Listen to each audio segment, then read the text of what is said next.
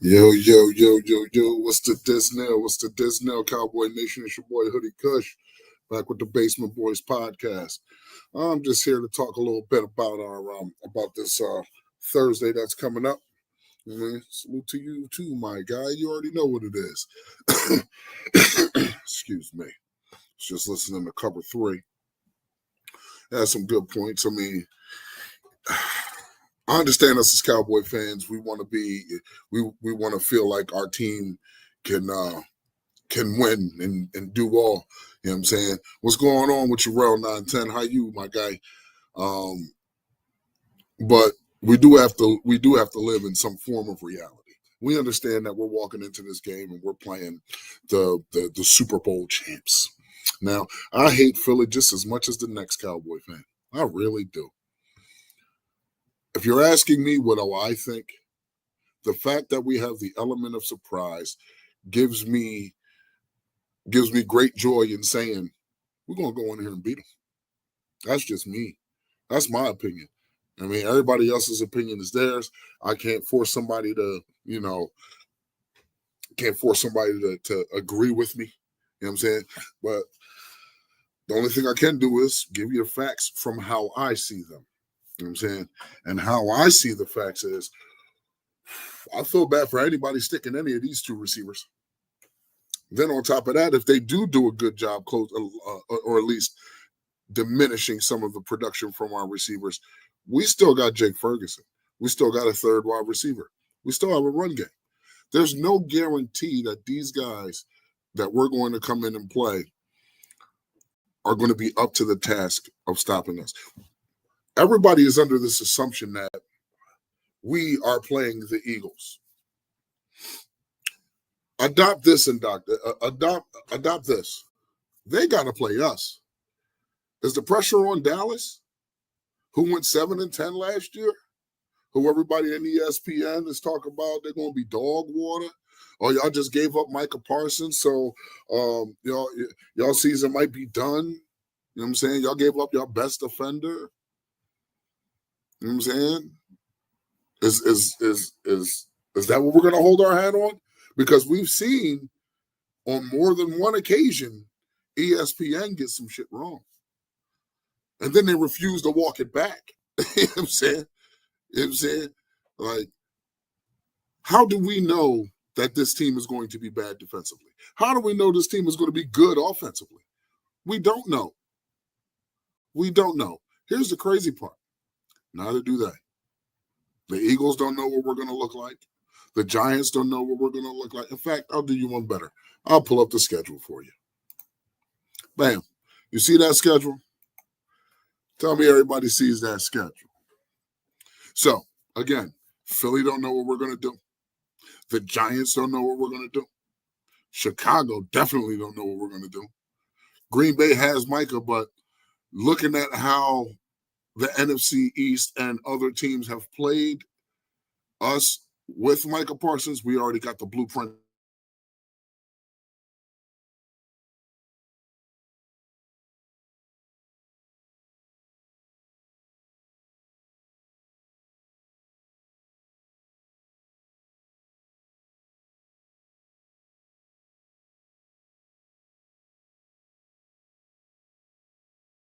Let me see, who else is there? You got Carolina, you got Washington. Washington could barely beat us with backups. Everybody's healthy now. Washington could barely beat us with backups. Am I saying that we're going to be am I saying that our edge rushers are going to be equally as good as what Micah was? No, I'm not saying that. Of course, we have to understand that losing Micah loses a big piece. That drops our pass rush. That does. It drops it down considerably. Let's not make no bones about this. But the one problem everybody says that we had over the years is we can't stop the run. That was the one thing everybody continuously said. Oh, well, Dallas can't stop the run. Oh, man. Don't tell me I'm frozen. Am I good? Am I good? Am I good in the chat? Oh, don't tell me I'm frozen. I might have to switch back over to YouTube. I had a couple of slides I wanted to show. Tell me I'm good. Tell me I'm good. Tell me I'm good. All right, cool. Yeah, Washington can barely beat us with half a quarterback, you know what I'm saying, and half a team.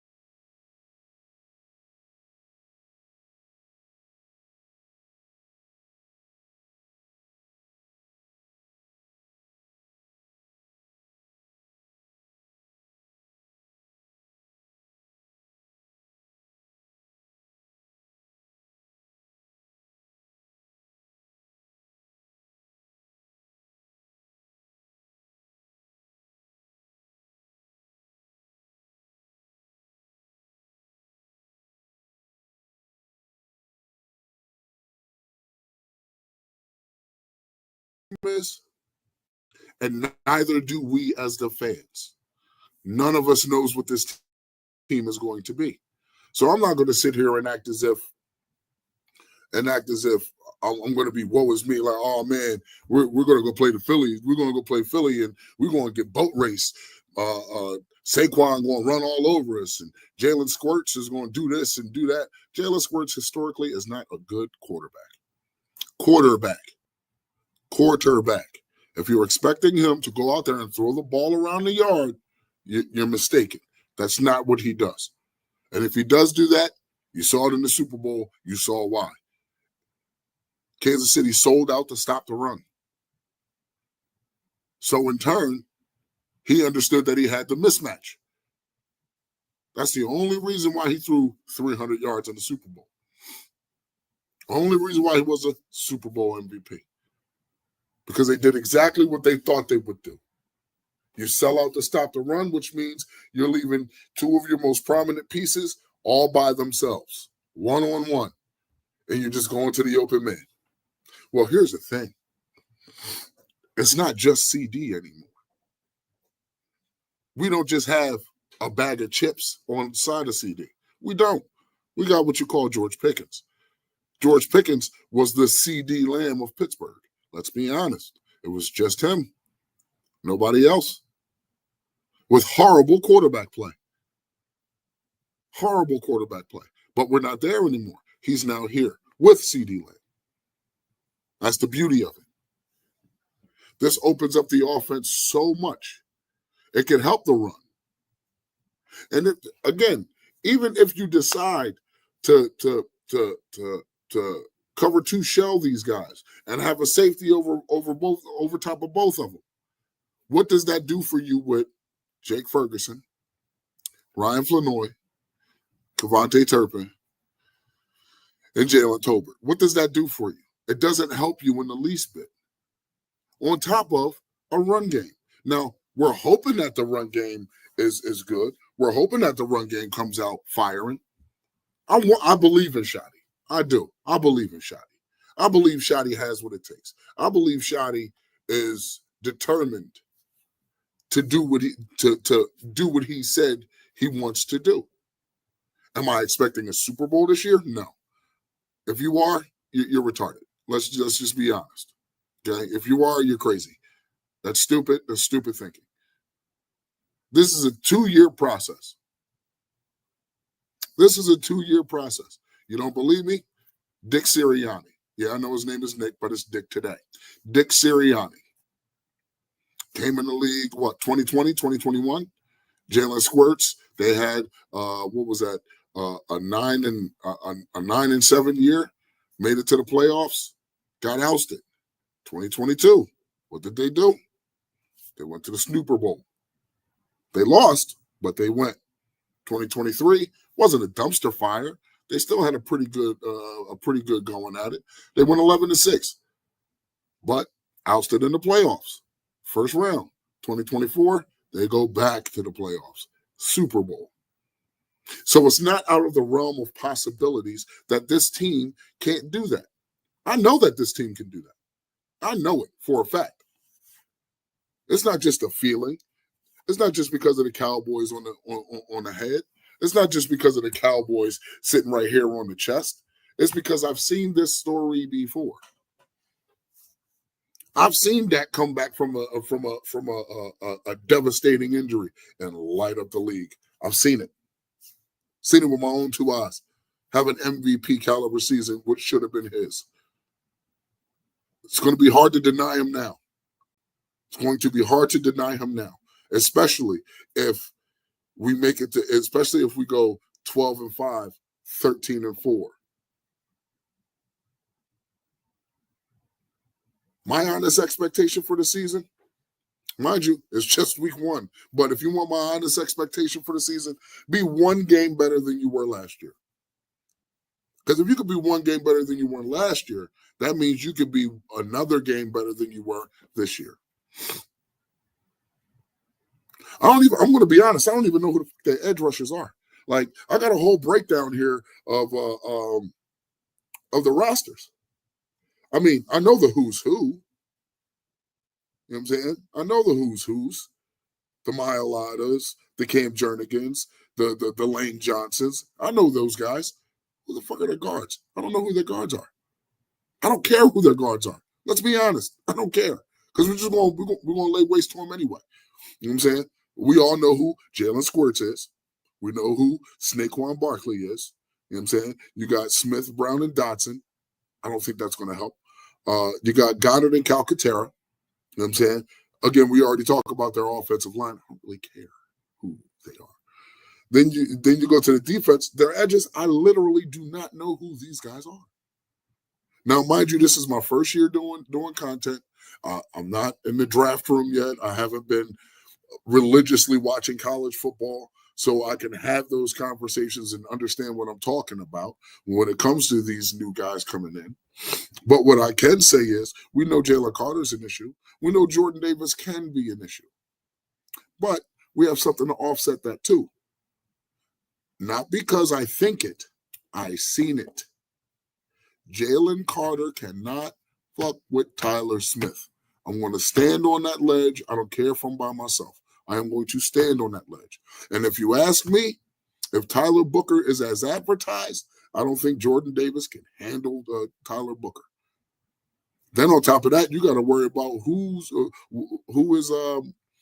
BB going to punch on? Is he going to punch on Davis or is he going to punch on Carter? That's what you got to look at. Now, when it comes to our offensive line, look at it like this, right? Now, I heard DMV say in cover 3 that Solari was Shotty's guy. Okay, I'll grant it. I'll definitely grant it. Who's going to be the free agents next offseason? That's going to be the question.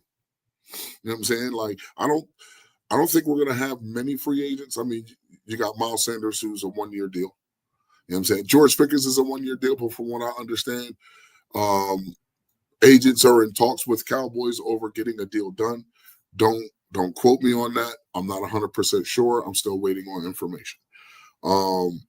Tyler Smith, he's playing on his 5th-year deal. You could tag him next year if you really want. If you really want to pay George Pickens, it's okay to tag him, and I'm pretty sure he'll accept it with open arms because he knows that he'll end up getting greater on the back end. All right. I think Damone Clark's on his last year. Osa just got paid. Fowler's a 2-year. Dono's a rookie. James Houston, I think he's going to end up being locked up. Sam Williams, I think he's going to end up being locked up. You know what I'm saying? You got Clark for the next 2 years. Tawia, you have contractual control of him for at least 4. And then there's Mozzie Smith. Who knows what happens there? And then you also think you got Perrion Winfrey. You know what I'm saying? So from the looks of it, we have 5 DTs that we can play around with. Then you look at the linebackers. Murray's here for a couple. Sanborn is also here for a couple. Damone Clark, don't know. Shamar James, you have contractual control of him. You still got contractual control of Leofau, and you still have contractual control of DeMarvion Overshawn. So Bland just got paid. Elam's a 1-year rental. Diggs, you still have contractual control of Diggs for at least the next 2 to 3 years, I believe. I'm not 100% certain, but even if you wanted to move off of him, that'll save you about $13 million. But I think that would be a mistake. Just saying, especially if he balls out this year. Donovan is on his last year. Donovan Wilson is on his last year. So is Malik Hooker. So then you also have contractual control. No, you don't have contractual control over Wanye Thomas. He has been signed for another year. And Marquise Bell was signed for another 2. I think it was 2 to 3. So when it comes to looking at who your free agents are going to be next year, it's probably going to be mostly offensive guys. You know what I'm saying? Nothing you can't get back. You know what I'm saying? I want to thank the 7 people who came in to watch the Basement Boys. I appreciate y'all being here, man. Like, real talk, come in, join the conversation. You know what I mean? Share, like, subscribe, get to know everybody. We all family here. You know what I'm saying? So back to this whole roster thing. I don't know who most of these guys. I don't care who these guys are. You know what I mean? Oh, who can we sign? Ooh, okay. Well, you can definitely bring back. I think you can bring back. I think you can bring back Sam Williams. I think you can extend Houston. And again, you have Fowler for the next 2, and you have contractual control over Donovan Wilson or Donovan Azaraku for the next 4. Solomon, you can bring back. Kenny Clark, you can extend. In fact, I think Solomon Thomas has been signed for over a year, so I think you have contractual control over him for the next 2 years. If you're gonna sign anybody, it's probably going to be in your secondary. If you're going to sign anybody, it's probably going to be on your secondary. And if you don't sign anybody, it's probably going to be in your secondary, like your safeties. Just saying. Brandy, how are you, sweet pea? I swear to God, I didn't mean it when I said I called dibs. I promise. But yeah, man. Guyton, Tyler Smith, Booker, Steele. Steele, you might be able to move away from. You might just move away from Terrence Steele. You might just be able to move away from Terrence Steele. Pickens for a year, Turpin, Fergie just got paid. Spanford, you have contractual control over him, Maffa, Blue, Williams for 2. Sanders, honestly, Sanders can go now. Honestly. And if you ask me, I would go as far as giving up 2027's first round pick for Jonathan Taylor. That's just me. If I want an RB1, that's the guy I want. Yes, we do need to lock up Tyler Smith now. We do. Hell yeah. Just like you locked up the Ron Bland. And I think that's probably the next step. If you don't, if we decide, from what I understand, I was just telling the guys, from what I understand, Mulligetta and the other guy under Mulligetta, who actually is the agent to George Pickens, they're in talks right now with trying to get a deal done with George Pickens, which is smart. I would do that. And then if need be, if you don't allocate any more funds to anybody else, it would be Tyler Smith that you jump on. Yes, it definitely would be Tyler Smith that you jump on. But if you don't, then you can tag him next year. It's going to be a hefty price, but it's worth it. You know what I'm saying? And then sign him the next year. You know what I'm saying? Assign him in 27. Because remember, we get 4 first-round picks. We get 4 first-round picks. Yeah, naturally. We already know what Tyler Smith can do. I just laid it out for you. Super Bowl winning DT can't even handle him. You know what I'm saying? He can't even handle Tyler Smith. So I get it. You know what I'm saying? I would definitely want to see what I can get from George Pickens before any monies are laid out. But if you're looking at it from a potential standpoint, the fact that he is so good, you know what I'm saying? Like he beats up on cornerback ones for lunch. You know what I'm saying? So if he's seeing either an Adoree Jackson or a Keely Ringo or whoever else you want to put on him, I feel bad for whoever's covering him. I do. Just like if y'all want to dedicate most of the coverage over to George Pickens. I feel bad for whoever's covering CD. Honestly, it don't matter who you got covering these dudes because I feel bad for them. CD is on a mission. George is on a mission. These Cowboys are on a mission. If we're looking at this, if we're looking at the Cowboys roster as constructed as of today, we all know Dak Prescott, QB1. Now it has been noted that Miles Sanders will be RB2, and Jadon Blue behind him, Phil Maffa behind him. I think at some point throughout the season, I say by week 5, week 6, Miles Sanders will be an afterthought because there's going to get to a point where Javonte Williams is going to need a spell. Jadon Blue will be there to spell, and Jadon Blue is going to show us what he's really made of. I think Miles Sanders will end up being an afterthought because if you ask me, I think what we're seeing with Miles Sanders, what we've seen with Miles Sanders in the preseason was Carolina Miles Sanders. Now, I asked myself the question. It was the same question I asked with Jonathan Mingo. Was it Carolina or was it the player? We've seen with Mingo, it was obviously Carolina. Because this kid, that kid has something. He's got the speed. He's got crazy hands. He's got size. He's physical. You know what I'm saying? That's the type of guy you want, right? So then I asked the same question about Miles Sanders. We've seen from Jonathan Mingo last season in his limited snaps what he could do. He was cooking dudes. He was open 97% of the time. It was either the quarterback couldn't get the ball to him, or if it was caught, he wasn't able to. It was something short. It was like a comeback route. Run up the field, turn around. You know what I'm saying? Real short, real quick game.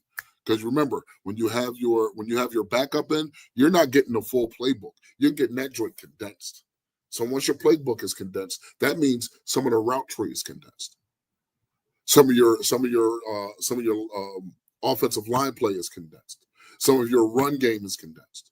You know what I'm saying? So that's why we didn't get to see much from Jonathan Mingo 2024. 2025, if not for the injury, we'd see a lot more from Jonathan Mingo. Then you could say, oh yeah, we're going into the Philly game and we're just going to throw it around the park. We're going to throw it around the field. That's when you can say that. Because if you look at the optics from outside, if you're a different team and you're looking in and you see George Pickens and CD Lamb, and then you see Jonathan Mingo and Cavante Turp. Oh, these guys are planning on slinging the ball around the block. But now that Mingo's down, it kind of changes it a little bit. Now you want to see the run game. Granted, this is something Shotty's been saying the entire time. I want to run the ball. I want to run the ball. I want to run the ball. Fair. Run the ball. You got a guy in here in Javonte Williams who's a big body guy. Hopefully his pass pro is good. You know what I'm saying? Hopefully he can see lanes. Hopefully our offensive line is better, which I believe it will be. Okay. So now you're looking at it like, okay, these guys can go in with the thought of running the ball to open up the pass. I still think it's going to be the other way around because of the dynamics of having a CeeDee Lamb, George Pickens, and Cavante Turpin. Cavante Turpin helps you in the short game. Cavante Turpin helps you out in space. That's the kind of guy you want out there. You know what I'm saying? Then you got Jake Ferguson. You got Jake Ferguson, Hunter Lipke. You're going to see him more like 12, 13 personnel. You know what I mean? Running downs where he's a blocker, a lead blocker. But if you look at our offensive line, look at the offensive line first and then look at the coaching. And if anybody remembers a video I done a while ago about the coaching, Clayton Adams, Connor Riley, this is their forte.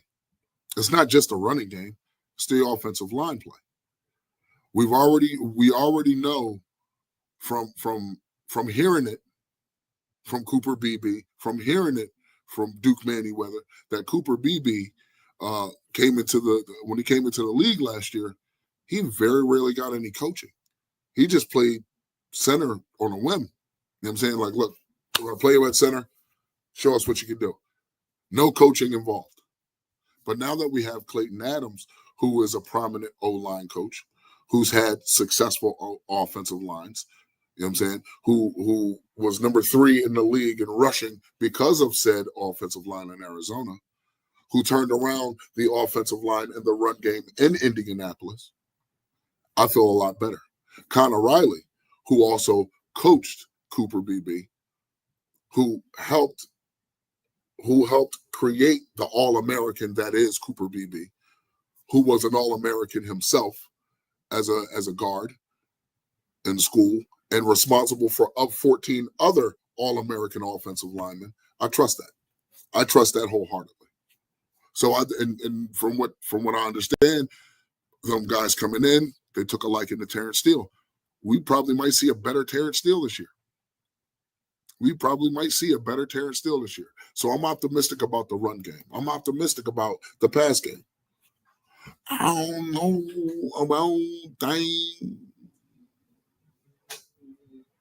know about the Breece Hall thing. The Breece Hall thing is it doesn't rub me the right way. It doesn't. It's sort of like the Miles Sanders thing. Granted, you're playing for the Jets, right? You got to understand when you're getting these players, certain players fit certain systems. Certain players are system proof. Saquon Barkley. Certain players are system proof. Derrick Henry. System proof. You can send them anywhere and they'll probably succeed. You know what I'm saying?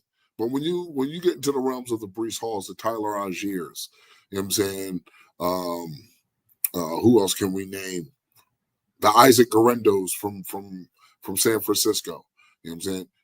Those guys might not be system proof. Those guys might have a harder time in that system. You know what I'm saying? Especially if they come here and our system doesn't suit their strong suits. You know what I'm saying? So careful on a name. You know what I'm saying? Like, I'm not going to discourage you. No, I mean, you want what you want. If you feel as though it can help us, who knows? It just might. Me personally, I don't think Breece Hall would be the fit. I think Jonathan Taylor would be the fit. Jonathan Taylor runs hard. Jonathan Taylor has a great vision. You know what I'm saying? And he's really good out the backfield catching the ball. So, I mean, I don't see why you don't kick the tires. Even, you know what? Even if it is Breece Hall, kick the tires on it. We have the picks. You know what I'm saying? We have the cap space if we really want to sign him to another deal. Especially if he works out. You never know. It's just like our team right now. We have these, like most of Cowboys Nation has these inflated expectations for this team. I don't want to hear no excuses. You guys got George Pickens now. I don't want to hear no excuses. Like, you guys should be able to get to the Super Bowl or NFC Championship. It don't work that way. Just because you get one or two pieces, that doesn't make or break your season. I did a video about this a while ago. There's 3 things a team needs in order to be successful, a Super Bowl winning team. First, you need dogs. Those dogs need discipline and just a little bit of luck. Just a little bit of luck. If your dogs don't got discipline, which we had last season, we had dogs who didn't have discipline because we couldn't stop the run. It's kind of hard to win. Every team has dogs. Shit, look at New York. Brian Burns, Dexter Lawrence, what the hell is the Kayvon Thibodeau? Like, they have dogs. They ain't done shit. Like, you know what I mean? So you can have all the dogs you want. You can have a whole team full of big names and dogs, but if it don't mesh together, if they don't have the discipline, it's not going to work. It's just not going to work. This is where I'm hoping this team defers. We have dogs. We do. And they're gaining the discipline. Or at least that's what Shotty is saying that he wants. He wants these dogs to have discipline. Cool. Get that discipline. Because it starts now. Listen, we play in 2 days. Am I expecting y'all to start fast and light up the scoreboard? No. It's a learning curve for everybody because you're all learning the new system, sort of, and you're learning each other.